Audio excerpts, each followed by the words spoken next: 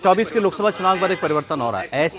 ऐसी कौन सी प्राणवायु आप लोगों को मिल गई जो 4 जून को सारे आप सभी लोग जो है माथा पकड़ के बैठे थे, क्या हो गया 240 पर आ गए, धनाधन हरियाणा भी और उसके बाद महाराष्ट्र तो ऐसे जीता, क्या हो गया अचानक भाजपा को?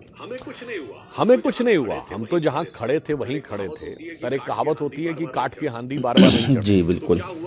तो क्या हुआ कि विपक्ष ने जो एक भ्रम का वातावरण बनाया था, वो भ्रम का वातावरण बदल गया। जनता को यथार्थ समझ में आ गया।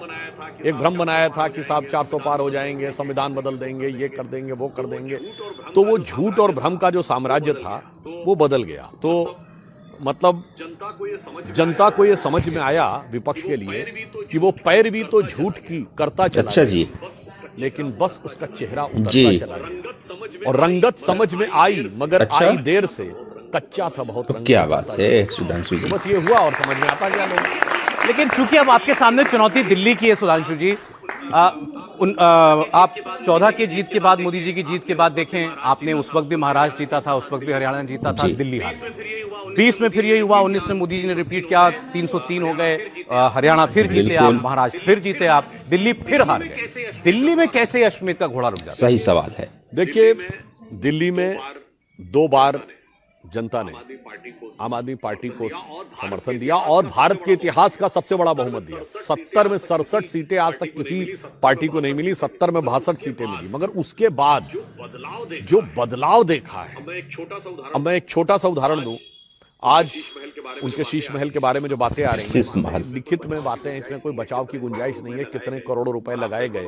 और आपको एक और बात बताऊं, वो कहते हैं ना पढ़ा लिखा व्यक्ति होना चाहिए। पढ़े लिखे मुख्यमंत्री ने क्या बुद्धि लगाई है। दिल्ली में एक फाइनेंशियल सर्विसेज रूल 2019 है जो ये कहता है 10 करोड़ रुपए से ऊपर का अगर कोई भी खर्चा होगा तो वो कैबिनेट में जाएगा, यानी वो फाइल एलजी तक जाएगी।